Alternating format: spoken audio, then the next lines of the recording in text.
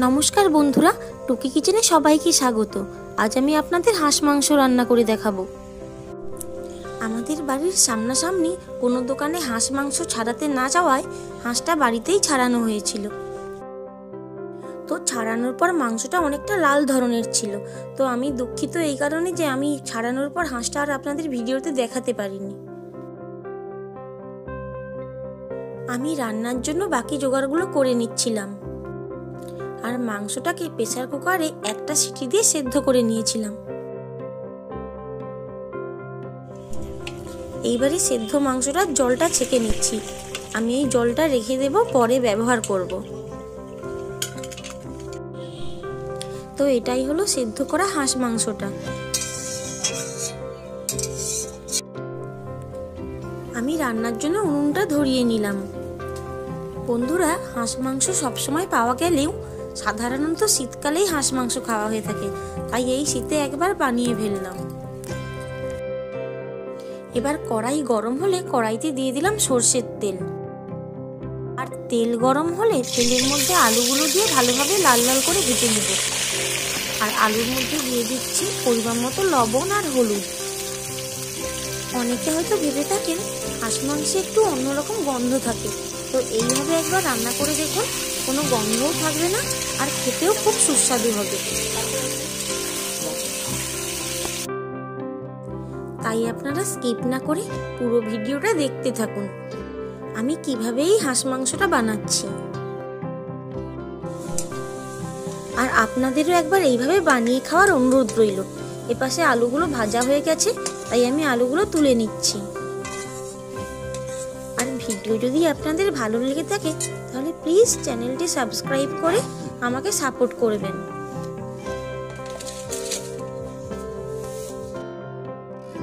বাকি তেলের মধ্যে দিয়ে দিলাম 1 চামচ চিনি। এইবার চিনিটা যখন লাল লাল হয়ে ভেসে উঠবে তখন আমি এতে দিয়ে দেব গোটা গরম মশলা। দিয়েছি এলাচ, লবঙ্গ, দারচিনি আর জয়িত্রী। এইবার দিয়ে দিচ্ছি পেঁয়াজ কুচি।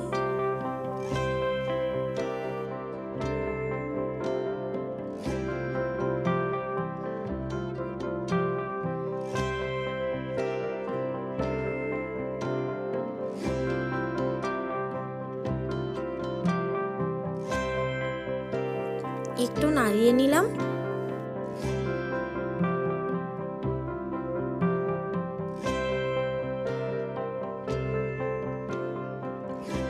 এইবার দিলাম রসুন বাটা। একটু নাড়িয়ে নিলাম। এইবার দিয়ে দিচ্ছি পরিমাণ মতো লবণ। লবণ দেওয়ার পরও আবার পেঁয়াজ রসুনটাকে হালকা বাদামি করে ভেজে নেব। বন্ধুরা, হাঁস মাংস একটু শক্ত টাইপের হয়, তাই এতে আমরা টমেটো বা টক দই এইসব কিছু ব্যবহার করি না।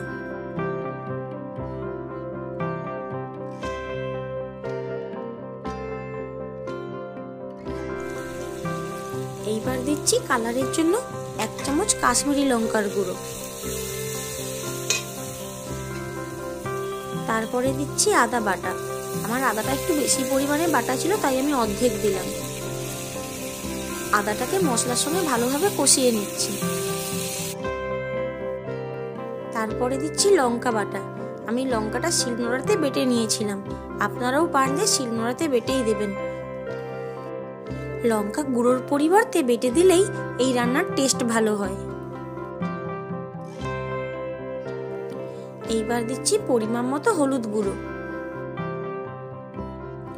জিরে আর ধনে বাটা এই রান্নার টেস্ট বাড়ায়, তাই আমি এবার দিয়ে দেব জিরে আর ধনে বাটা।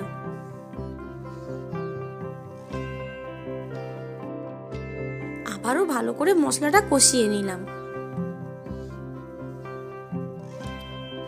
এইবারে দিচ্ছি সামান্য মশলা ধোয়া জল। মশলা ভালোভাবে কষানো হয়ে গেলে যখন মশলা থেকে তেল আলাদা হয়ে যাবে তখন আমি এতে দিয়ে দেব হাঁস মাংসটা।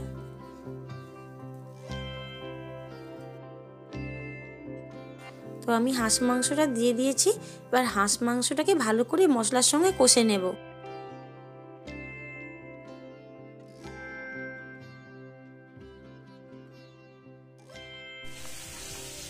তাই আমি ঢাকনা দিয়েও খুলে 15 মিনিটের মতো কষে নিয়েছি।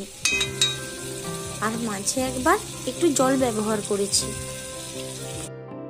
মাংসটা ভালোভাবে কষানো হয়ে গেলে আগে থেকে মাংস সেদ্ধ করার পর যে জলটা ছিল সেই জলটা দিয়ে দিলাম। আরও একটু বেশি জল দিচ্ছি, কারণ মাংসটা সেদ্ধ হতে একটু সময় লাগবে। ততক্ষণে জলটাও অনেকটা শুকিয়ে যাবে।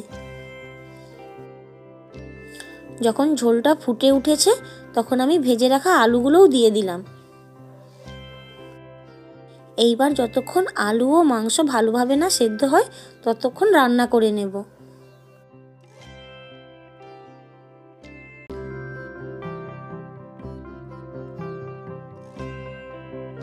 মাংসটা ভালোভাবে সেদ্ধ হয়ে গেছে আর ঝোলটাও অনেকটা কমে গেছে। এই পর্যায়ে আমি দিয়ে দিলাম 2 চামচ গরম মশলা গুঁড়ো আর কাঁচা লঙ্কা ধনেপাতা কুচি। এবার একটু নাড়িয়ে নিলাম আর মাংসটাও পুরো তৈরি। এবার আমি নামিয়ে নেব। ভিডিও যদি আপনাদের ভালো লেগে থাকে তাহলে প্লিজ বন্ধুরা লাইক সাবস্ক্রাইব করতে ভুলবেন না। আর নতুন নোটিফিকেশন পাওয়ার জন্য সাবস্ক্রাইব বাটনের পাশে বেল আইকনটা অল করে দেবেন। তো আজকের মতো এ পর্যন্তই, দেখা হচ্ছে পরের ভিডিওতে। আর হাঁস মাংসটা ছিল প্রচুর টেস্টি অ্যান্ড স্পাইসি, এক কথায় দারুণ।